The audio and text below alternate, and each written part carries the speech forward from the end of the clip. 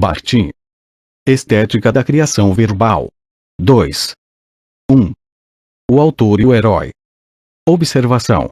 O título da edição original era O Autor e o Herói na Atividade Estética. Texto de arquivos, 1920-1930, não retomado pelo autor e deixado inacabado.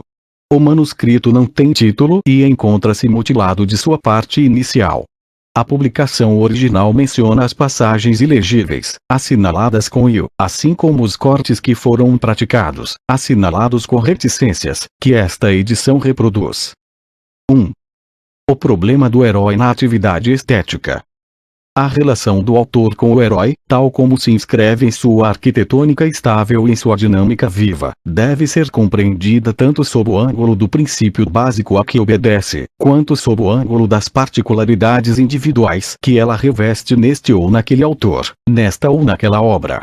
Propomos-nos, em primeiro lugar, definir esse princípio básico, em segundo, extrair dele os processos e os tipos de individuação e, para terminar, verificar nossas posições mediante uma análise da relação do autor com o herói nas obras de Dostoiévski, Pushkin e outros. Já enfatizamos o bastante que todos os componentes de uma obra nos são dados através da reação que eles suscitam no autor, a qual engloba tanto o próprio objeto quanto a reação do herói ao objeto, uma reação a uma reação. É nesse sentido que um autor modifica todas as particularidades de um herói, seus traços característicos, os episódios de sua vida, seus atos, pensamentos, sentimentos, do mesmo modo que, na vida, reagimos com juízo de valor a todas as manifestações daqueles que nos rodeiam. Na vida, todavia, nossas reações são díspares, são reações a manifestações isoladas e não ao todo do homem, e mesmo quando o determinamos enquanto todo, definido como bom, mau, egoísta, etc., expressamos unicamente a posição que adotamos a respeito dele na prática cotidiana, e esse juízo o determina menos do que traduz o que esperamos dele. Ou então se tratará apenas de uma impressão aleatória produzida por esse todo ou, enfim, de uma má generalização empírica. Na vida, o que nos interessa não é o todo do homem, mas os atos isolados com os quais nos confrontamos e que, de uma maneira ou de outra, nos dizem respeito. E, como veremos mais adiante, é ainda em nós mesmos que somos menos aptos para perceber o todo da nossa pessoa. Na obra de arte, em compensação, na base das reações de um autor às manifestações isoladas do herói, haverá uma reação global ao todo do herói cujas manifestações isoladas adquirem importância no interior do conjunto constituído por esse todo, na qualidade de componentes desse todo. Essa reação a um todo é precisamente específica da reação estética que reúne o que a postura ético-cognitiva determina e julga e lhe assegura o acabamento em forma de um todo concreto visual que é também um todo significante. Essa reação global ao herói é assinalada por uma posição de princípio, produtiva e criadora. De uma maneira geral, uma relação assinalada por uma posição de princípio é produtiva e criadora. O que na vida, na cognição e no ato, designamos como objeto determinado, não recebe sua designação, seu rosto, senão através da nossa relação com ele. É nossa relação que determina o objeto e sua estrutura e não o contrário. É somente quando nossa relação se torna aleatória, como que caprichosa, quando nos afastamos da relação de princípio que estabelecemos com as coisas e com o mundo, que o objeto se nos torna alheio e fica autônomo, começa a se desagregar, abandonando-nos ao reino do aleatório no qual perdemos a nós mesmos e perdemos também a determinação estável do mundo. O autor não encontra uma visão do herói que se assinale de imediato por um princípio criador e escape ao aleatório, uma reação que se assinale de imediato por um princípio produtivo. E não é a partir de uma relação de valores, de imediato unificada, que o herói se organizará em um todo. O herói revelará muitos disfarces, máscaras aleatórias, gestos falsos, atos inesperados que dependem das reações emotivo-volitivas do autor. Este terá de abrir um caminho através do caos dessas reações para desembocar em sua autêntica postura de valores e para que o rosto da personagem se estabilize, por fim, em um todo necessário. Quantos véus, que escondem a face do ser mais próximo, que parecia perfeitamente familiar, não precisamos, do mesmo modo, levantar, véus depositados nele pelas casualidades de nossas reações, de nosso relacionamento com ele e pelas situações da vida, para ver-lhe o rosto em sua verdade e seu todo. O artista que luta por uma imagem determinada e estável de um herói luta, em larga medida, consigo mesmo. Os mecanismos psicológicos desse processo não poderiam, tais como se apresentam, ser objeto de nosso estudo, pois só temos acesso indireto a eles através do que ficou depositado deles na obra de arte. Em outras palavras, só através da história ideal de um sentido e das leis que lhe regem a estruturação. Quanto a determinar a causalidade temporal, o desenvolvimento psicológico desse processo, estes são pontos sobre os quais, no conjunto, ficamos à mercê das hipóteses, e eles não têm nenhuma serventia para a estética. Essa história ideal do sentido, um autor nula conta somente em sua obra, e não, se for o caso, em suas confissões sobre a sua obra ou no que formular sobre o processo de seu ato criador. O que diz um autor deve ser considerado com a maior circunspecção pelas seguintes razões. A reação global de que procede o todo do objeto decorre do desempenho do ato criador e não é vivida como algo determinado, pois o que a determina se encontra precisamente no produto criado, isto é, no objeto a que essa reação deu uma forma. O autor reflete a posição emotivo-volitiva de seu herói e não a sua própria atitude para com o herói. Esta, o autor a terá concretizado em um objeto, e não poderia, enquanto tal, ser objeto de análise de uma vivência reflexiva. O autor cria, mas não vê sua criação em nenhum outro lugar a não ser no objeto ao qual deu uma forma. Em outras palavras, ele só vê o produto em devir de seu ato criador e não o processo psicológico interno que preside a esse ato. Assim é, aliás, a natureza da vivência de qualquer ato criador. Ele vive seu objeto e vive a si mesmo no objeto, mas não vive o processo da sua própria vivência. O trabalho de criação é vivido, mas trata-se de uma vivência que não é capaz de ver ou de apreender a si mesma a não ser no produto ou no objeto que está sendo criado e para o qual tente. Por isso o autor nada tem que dizer sobre o processo de seu ato criador, ele está por inteiro no produto criado, e só pode nos remeter à sua obra. E é, de fato, apenas nela que vamos procurá-lo. Os aspectos técnicos do ato criador, a perícia, são claramente perceptíveis, porém, de novo, no objeto. E quando o artista, além da obra criada e complementarmente a esta, empreende falar-nos de seu ato criador, da relação criadora que ele não viveu interiormente e que se concretizava numa obra, não a viveu, ele vivia o herói, ele substitui a obra já criada por uma relação nova, mais receptiva. Quando o autor estava criando seu herói, só o vivia através da imagem na qual havia inserido o princípio de sua relação criadora com o herói. Quando o autor fala de seu herói, as confidências de um Gogol, de um Goncharov, expressa sua relação do momento com o herói já criado e determinado, transmite a impressão que este produz nele como imagem artística e expressa a relação que teria com um ser vivo, determinado, encarado de um ponto de vista social, moral, ou outro. O herói daí em diante tornou-se independente de seu criador, e o autor, por sua vez, também se tornou independente dele, homem, crítico, psicólogo ou moralista. Se levarmos em consideração fatores aleatórios que condicionam o que diz o homem autor ao se pronunciar sobre seus heróis, fatores tais como sua visão atual do mundo suscetível de ter se modificado sensivelmente, suas aspirações, suas pretensões, Gogol, as considerações práticas, a crítica, etc., fica evidente que esse tipo de declaração só pode proporcionar um material incerto sobre a geração do herói.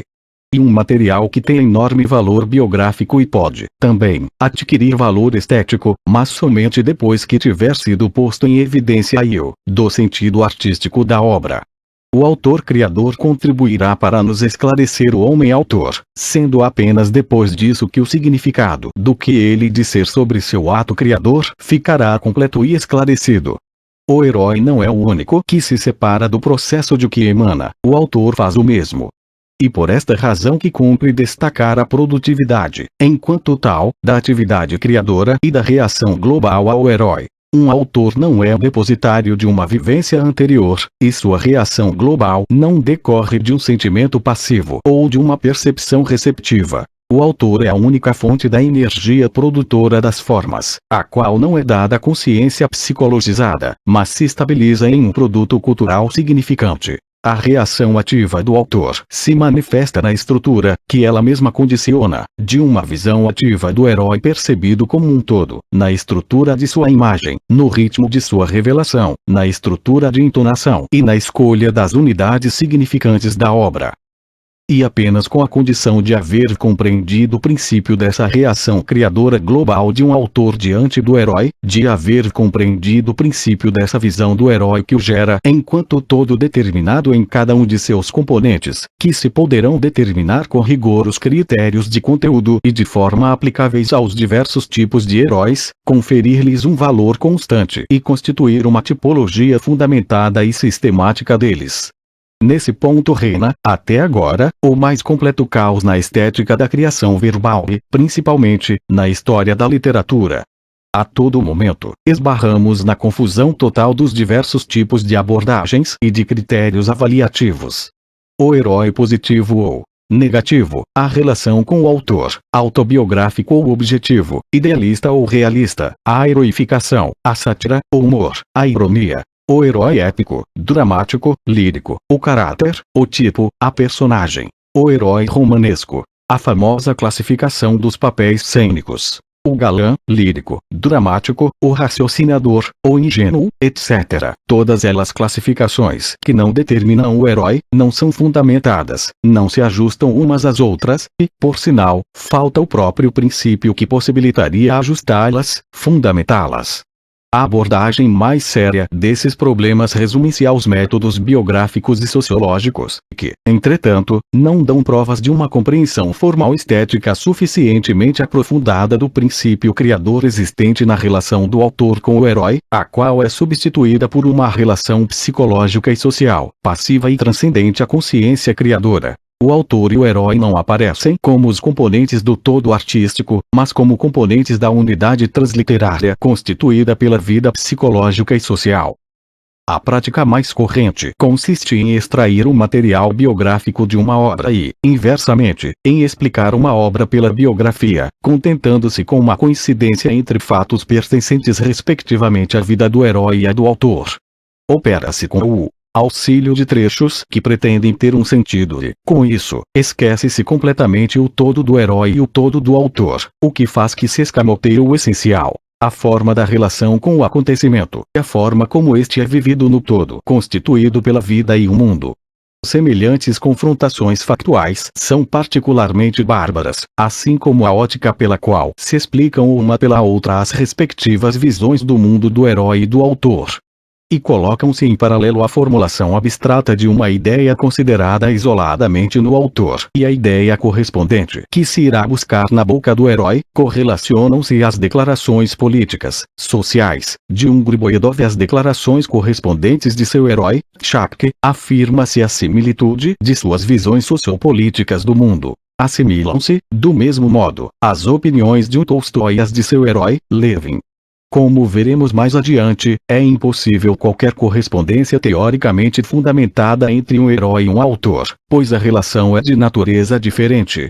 No caso que acabamos de mencionar, sempre se ignorará o princípio fundamental de uma distinção dos planos em que se situam o todo do herói e o todo do autor, se ignorará até a forma da relação como uma ideia, ou mesmo com uma visão do mundo que, em princípio, constitui um todo teórico. E chega-se a discutir o herói como se tratasse de um autor, como se fosse possível discutir ou aprovar o que existe, e ter-se-á esquecido a refutação estética.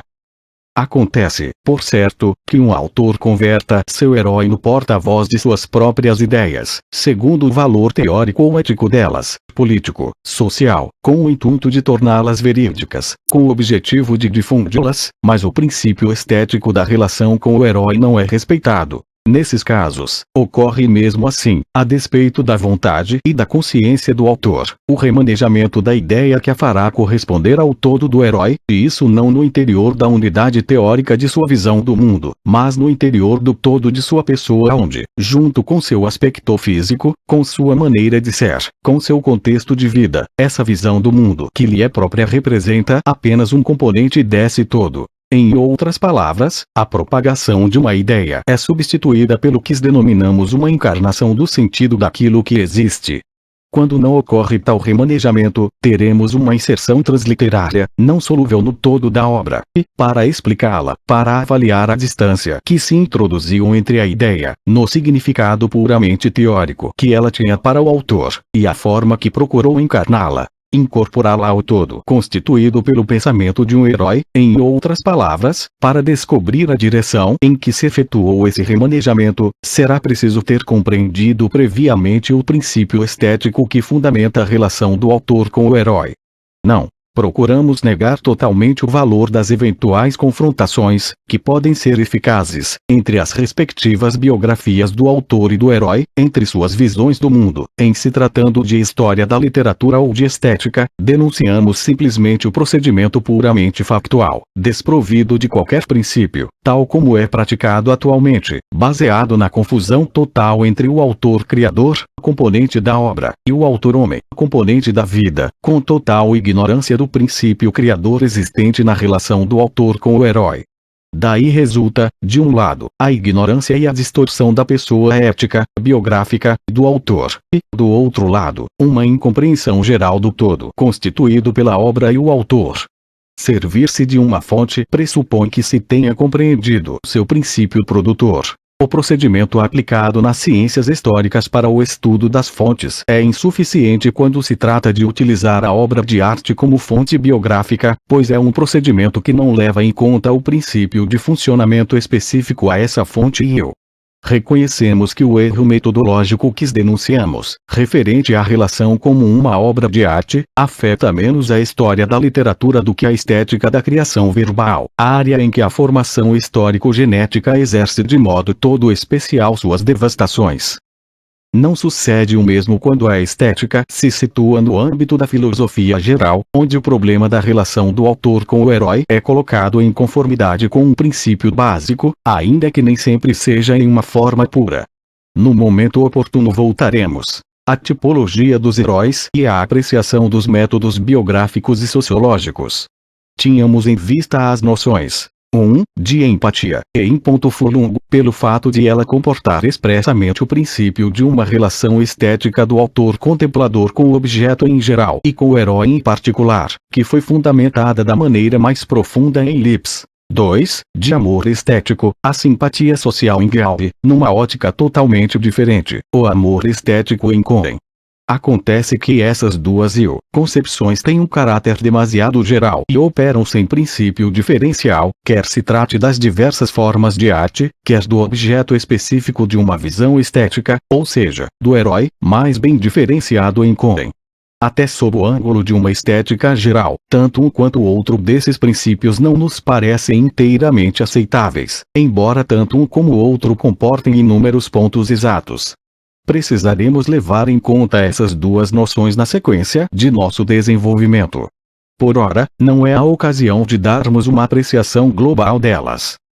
A estética da criação verbal ganharia em se inspirar mais na filosofia estética do que nas generalizações pseudocientíficas da genética, tal como elas se manifestam na história da literatura. É lamentável que aquisições importantes da estética geral não tenham exercido nenhuma influência sobre a estética da criação verbal. Chega-se a registrar como que um temor ingênuo ante um eventual aprofundamento filosófico. E o que explica o nível extraordinariamente baixo em que se encontra a problemática dos fatos de literatura. Vamos agora dar uma definição muito genérica do autor e do herói, concebidos como correlativos no todo de uma obra. Depois, apresentaremos uma fórmula muito genérica da inter-relação deles, fórmula esta que será submetida a uma diferenciação e a um aprofundamento nos capítulos seguintes. O autor é o depositário da tensão exercida pela unidade de um todo acabado, o todo do herói e o todo da obra, um todo transcendente a cada um de seus constituintes considerado isoladamente. Esse todo que assegura o acabamento ao herói não poderia, por princípio, ser-nos dado de dentro do herói. O herói não pode viver dele e inspirar-se nele em sua vivência e em seus atos. Esse todo lhe vem, é-lhe concedido como um dom de outra consciência atuante, da consciência criadora do autor. A consciência do autor é consciência de uma consciência, ou seja, é uma consciência que engloba e acaba a consciência do herói e do seu mundo, que engloba e acaba a consciência do herói por intermédio do que, por princípio, é transcendente a essa consciência que, imanente, a falsearia. O autor não só vê e sabe tudo quanto vê e sabe o herói em particular e todos os heróis em conjunto, mas também vê e sabe mais do que eles, vendo e sabendo até o que é por princípio inacessível aos heróis. É precisamente esse excedente, sempre determinado e constante de que se beneficia a visão e o saber do autor, em comparação com cada um dos heróis, que fornece o princípio de acabamento de um todo, ou dos heróis e o do acontecimento da existência deles, isto é, o todo da obra. Com efeito, o herói leva uma vida cognitiva e ética, seus atos se orientam no acontecimento ético aberto da vida ou no mundo pré-dado da cognição. O autor dirige o herói e sua orientação ético-cognitiva no mundo da existência, que é por princípio acabado e que tira seu valor, sem levar em conta o sentido por vir do acontecimento, da própria diversidade de sua atualidade concreta. Se eu mesmo sou um ser acabado e se o acontecimento é algo acabado, não posso nem viver nem agir. Para viver, devo estar inacabado, aberto para mim mesmo, pelo menos no que constitui o essencial da minha vida. Devo ser para mim mesmo um valor ainda por vir. Devo não coincidir com a minha própria atualidade. A consciência do herói, seu sentimento e seu desejo do mundo, sua orientação emotivo-volitiva material, é cercada de todos os lados, presa como em um círculo, pela consciência que o autor tem do herói e do seu mundo cujo acabamento ela assegura. O discurso do herói sobre si mesmo é impregnado do discurso do autor sobre o herói. O interesse ético-cognitivo que o acontecimento apresenta para a vida do herói é englobado pelo interesse que ele apresenta para a atividade artística do autor. E nesse sentido que a objetividade estética opera numa perspectiva que a distingue da objetividade cognitiva e ética. Esta depende de um juízo neutro, indiferente à pessoa e ao acontecimento e que se exerce do ponto de vista de um valor ético e cognitivo, de um significado geral, ou considerado como tal, ou que tende para esse significado geral. Para a objetividade estética, o que está no centro dos valores é o todo do herói e do acontecimento que lhe concerne, aos quais serão subordinados todos os valores éticos e cognitivos. A objetividade estética engloba e inclui a objetividade ético-cognitiva. É claro que os valores cognitivos e éticos não mais poderão, por conseguinte, ser os fatores de acabamento de um todo. Nesse sentido, são transcendentes à consciência, não só efetiva, mas também possível, como que prolongada e pontilhado, do herói. O autor sabe e vê mais que ele, não só na direção do olhar de seu herói, mas também nas outras direções, inacessíveis ao próprio herói. É esta precisamente a postura que um autor deve assumir a respeito de um herói. Para encontrar o autor assim entendido numa dada obra, cumprirá separar tudo quanto serve para o acabamento do herói e do acontecimento que sua vida constitui e que é, por princípio, transcendente à consciência do herói e, a partir daí, determinar o princípio de unidade da tensão criadora aplicada. O depositário vivo dessa unidade que fundamenta o acabamento é o autor, em oposição ao herói que, por sua vez, é o depositário da unidade que fundamenta o acontecimento aberto, que não pode ser acabado por dentro, constituído pela vida. A atividade que assegura o acabamento ao herói provoca também sua passividade, assim como a parte é passiva em relação ao todo que a engloba e lhe assegura o acabamento.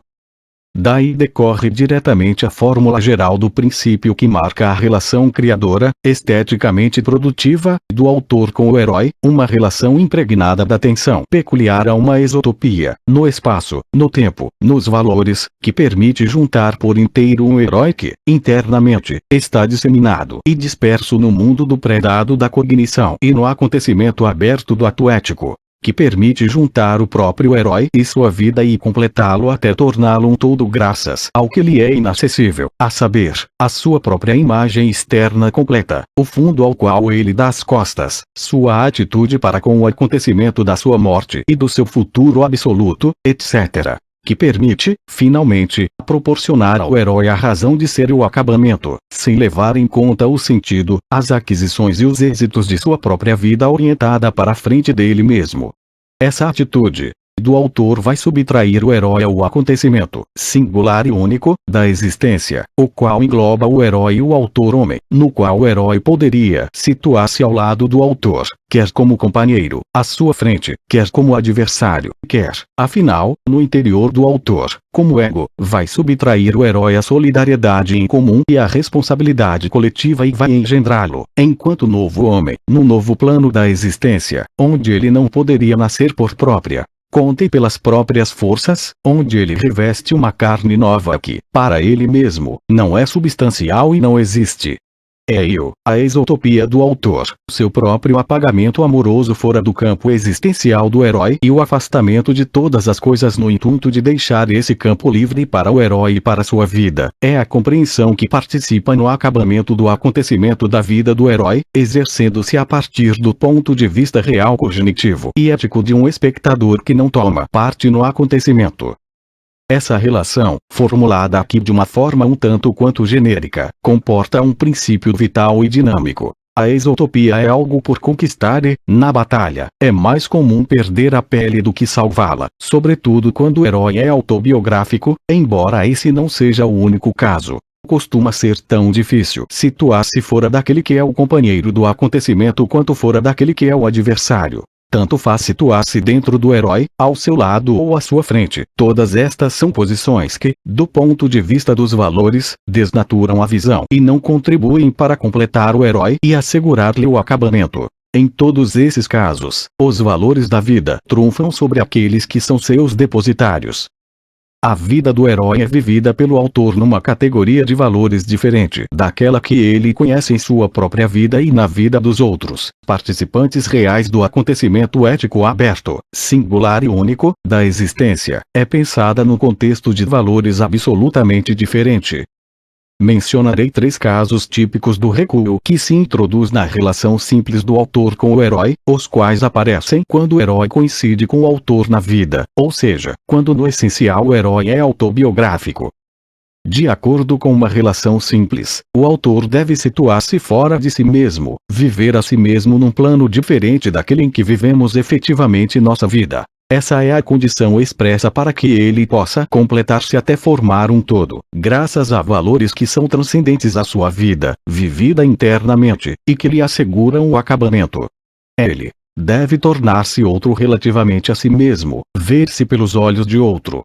A bem dizer, na vida, agimos assim, julgando-nos do ponto de vista dos outros, tentando compreender, levar em conta o que é transcendente à nossa própria consciência. Assim, levamos em conta o valor conferido ao nosso aspecto em função da impressão que ele pode causar em outrem. Para a pura autoconsciência, de maneira imediata, tal valor não existe. Para uma autoconsciência real e pura, levamos em conta o fundo ao qual damos as costas, o que não vemos nem conhecemos de maneira imediata, cujo valor não existe para nós e não é visível, significante, cognoscível senão para os outros. E, finalmente, presumimos, levamos em conta, o que se passará após nossa morte, o que é o resultado global da nossa vida e não existe, claro, senão para os outros. Em suma, estamos constantemente à espreita dos reflexos de nossa vida, tais como se manifestam na consciência dos outros, quer se trate de aspectos isolados, quer do todo da nossa vida. Chegamos a levar em conta o coeficiente de valor com que a nossa vida se apresenta aos outros, o qual difere profundamente daquele que a acompanha quando a vivemos para nós mesmos, em nós mesmos. Mas o que conhecemos e presumimos de nós mesmos através da visão do outro se torna totalmente imanente à nossa consciência, parece ser traduzido para a linguagem da nossa consciência, sem nela alcançar consistência e autonomia, sem romper a unidade de nossa vida orientada para frente de si mesma, para o acontecimento por vir, e que não fica em repouso e jamais coincide com a sua própria atualidade dada, presente. E quando esses reflexos chegam a consolidar-se na nossa vida, o que pode acontecer? Põem em ponto morto, freiam qualquer realização e às vezes se adensam até nos fornecer nosso duplo saído da noite da nossa vida. Voltaremos a isso mais adiante. Tudo quanto pode nos assegurar um acabamento na consciência de outrem, logo presumido na nossa autoconsciência, perde a faculdade de efetuar nosso acabamento e apenas amplia em nossa consciência a orientação que lhe é própria. Ainda que conseguíssemos apreender o todo de nossa consciência, no acabamento que ele adquire no outro, esse todo não poderia impor-se a nós e assegurar nosso próprio acabamento. Nossa consciência o registraria e o superaria, assimilando-o a uma modalidade de sua unidade que, no essencial, é pré-dada e por vir. A última palavra pertencerá sempre à nossa consciência e não à consciência do outro. Quanto à nossa consciência, ela nunca dará a si mesma a ordem de seu próprio acabamento. Na vida, depois de vermos a nós mesmos pelos olhos de outro, sempre regressamos a nós mesmos. E o acontecimento último, aquele que parece nos resumir o todo, realiza-se sempre nas categorias de nossa própria vida. Numa auto-objetivação estética do homem autor em forma de herói, esse regresso a si mesmo não deve ocorrer. Para o autor outro, o todo do herói deve permanecer o todo último. É preciso separar o autor do herói barra si mesmo de modo contundente, determinar a si mesmo em termos de valores puros para o outro, mais exatamente, ver em si mesmo o outro até o fim.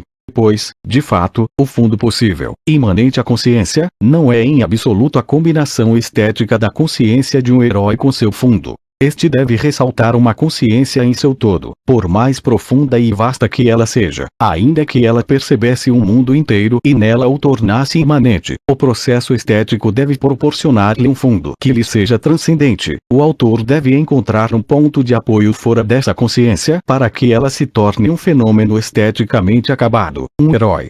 Assim também, meu próprio aspecto físico, refletido através do outro não é, de maneira imediata, o aspecto físico de um herói.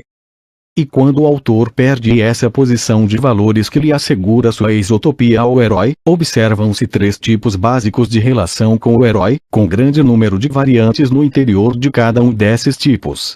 Sem antecipar a sequência de nossa exposição, assinalaremos aqui apenas seus traços mais genéricos. Primeiro caso. O autor fica sob o domínio do herói cuja orientação emotivo-volitiva material, cuja postura cognitivo-ética no mundo possuem tanto prestígio para o autor que este não pode ver o mundo e as coisas a não ser pelos olhos do herói e não pode viver sua própria vida a não ser pelo interior do herói. O autor não encontra, entre seus próprios valores, um ponto de apoio estável e convincente fora do herói. Claro, para que o todo artístico, ainda que inacabado, possa mesmo assim se concluir, serão necessários fatores de acabamento, e, por conseguinte, o autor deverá necessariamente encontrar um meio de situar-se fora do herói. Em geral, o herói não está sozinho e, no caso que analisamos, a relação do autor só se estabelece com o herói principal, senão obteremos um tratado de filosofia ou uma introspecção confissão ou então, finalmente, a tensão ético-cognitiva encontrará sua resolução na vida através da atuação. Contudo, esses pontos de apoio situados fora do herói, aos quais o autor, queira ou não queira, deve recorrer, não terão um caráter fundamental, serão aleatórios e indecisos. Esses pontos de apoio de uma exotopia movediça flutuarão, sendo ocupados apenas relativamente a certas fases da evolução do herói que não tardará a desalojar o autor da posição que este ocupava provisoriamente, obrigando-o a procurar outra às cegas. Esses pontos de apoio aleatórios costumam ser fornecidos ao autor pelas outras personagens com as quais o autor se identificar, reproduzindo-lhes o enfoque emotivo-volitivo que as liga ao herói autobiográfico, na esperança de se libertar de seu herói, ou seja, dele próprio. No processo desse tipo, as modalidades de acabamento são dispares e pouco convincentes. Por vezes, quando logo de saída o combate é desesperado, o autor, para manter-se fora de seu herói, contenta-se com pontos de apoio convencionais que se prendem às técnicas puramente formais de narração e de composição. O resultado é uma obra de produção mecânica e não de criação. O estilo como conjunto operante de procedimentos de acabamento degenera em convencionalismo. Precisemos que isso não se deve a uma concordância ou discordância entre as ideias do autor e as do herói. Para encontrar um ponto de apoio fora do herói, não é necessário nem suficiente combater seus pontos de vista. A tensão de uma discordância vivida de maneira interessada e peremptória é tão ineficaz, em termos de estética, quanto uma adesão interessada ao herói. O necessário é encontrar, a respeito do herói, uma posição tal que sua visão do mundo, com o que ela pode ter de certo ou de errado, de bem ou de mal, indiferentemente, se reduza a não ser mais que um componente do todo concreto existencial, intuitivamente perceptível, que ele constitui. O necessário é centrar os valores no dado maravilhoso da existência do herói, após tê-lo subtraído às coerções do pré-dado. E, não o escutar e concordar com ele, mas vê-lo por inteiro, em toda a plenitude de sua atualidade presente, e admirá-lo, o que não compromete em nada a importância de uma postura ético-cognitiva suscetível de acarretar uma concordância ou discordância que, longe de se perderem, guardam toda a sua importância, limitando-se, todavia, a não ser mais que um componente do todo constituído pelo herói. A admiração é pensada e se organiza em tensão. A concordância e a discordância só significam a integridade, sem com isso a esgotar, da posição ocupada pelo autor a respeito do herói. No caso que analisamos, essa posição singular é a única, de onde é possível ver o todo do herói e o mundo enquanto componente que o cerca, o delimita, e contra o qual ele se destaca. Essa posição isotópica ao herói não tira a estabilidade e a força de convicção de uma visão completa de que pode beneficiar-se um autor, da qual decorre, entre outras coisas, uma particularidade específica ao todo artístico do caso preciso que estudamos. O fundo não é trabalhado, não é visto distintamente pelo autor contemplador e nos é dado de modo hipotético, incerto, de dentro do herói, do mesmo modo que nos é dado da nossa própria vida.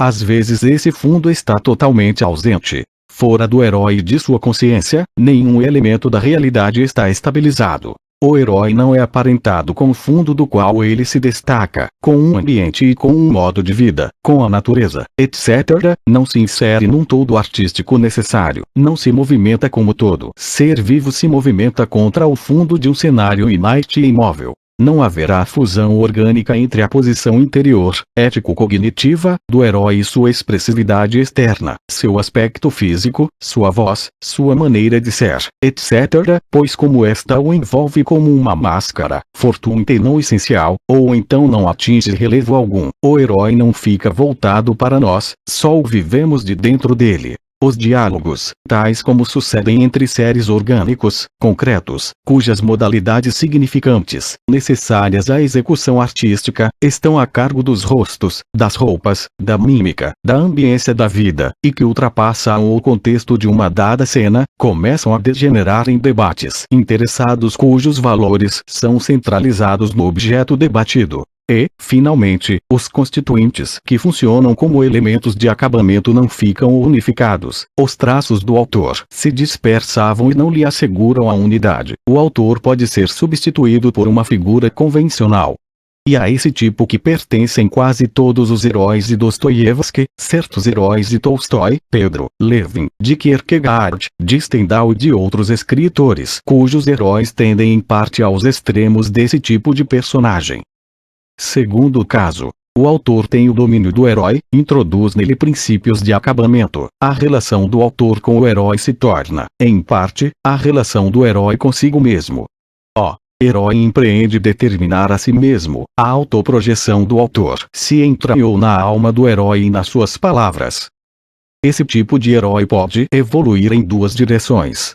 Primeiro, o herói não é autobiográfico e o princípio de autoprojeção que o autor insuflou nele é apto para assegurar-lhe o acabamento. Se, no primeiro caso que analisamos, era a forma que se perdia, neste, é o realismo da postura emotivo-volitiva do herói em sua vida que perde sua força de convicção.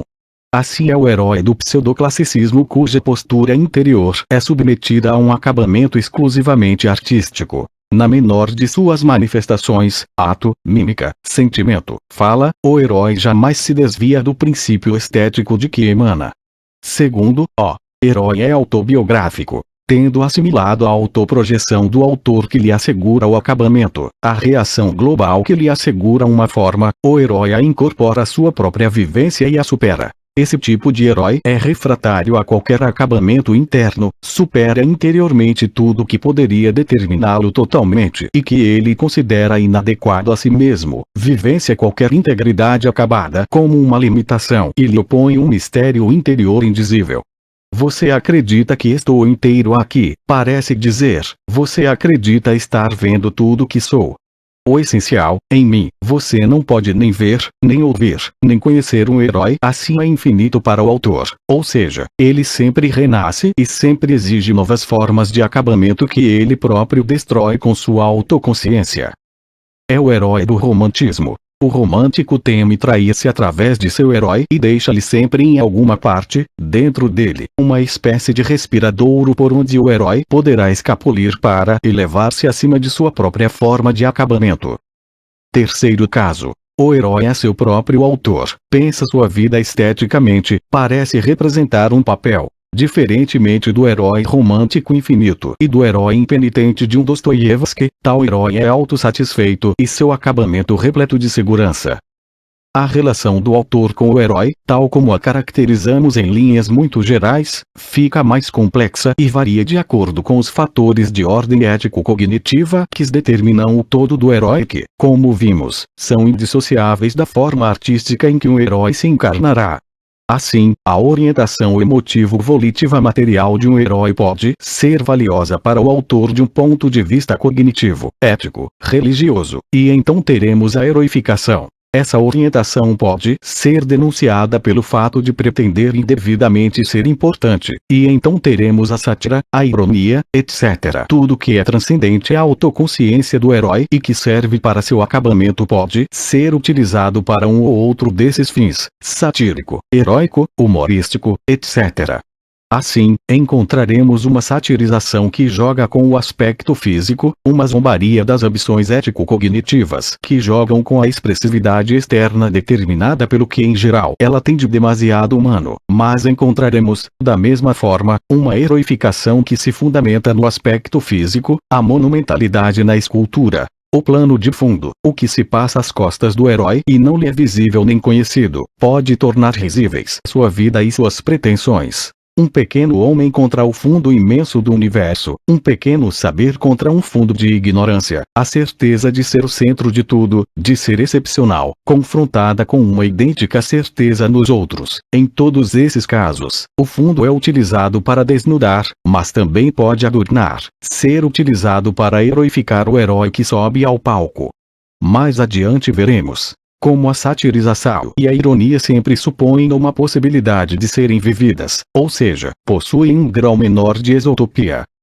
Trataremos de demonstrar, antes de mais nada, que os elementos que asseguram o acabamento estético do herói são valores que lhe são transcendentes, que esses elementos são inorgânicos na autoconsciência do herói e não participam do mundo da sua vida que procede de seu interior, que não participam, em outras palavras, do mundo que é o do herói vivo fora do autor, que esses elementos não são vivenciados como valores estéticos pelo herói e, para terminar, de estabelecer a relação existente entre esses constituintes e os constituintes formais externos, a imagem e o ritmo. Um único e mesmo participante não pode ocasionar o acontecimento estético. Uma consciência absoluta que não conta com nada que lhe seja transcendente, que esteja situado fora dela mesma e a delimite por fora, não se presta a um processo estético, só é possível participar dela, mas não vê-la como um todo acabado. Acontecimento estético, para realizar-se, necessita de dois participantes, pressupõe duas consciências que não coincidem.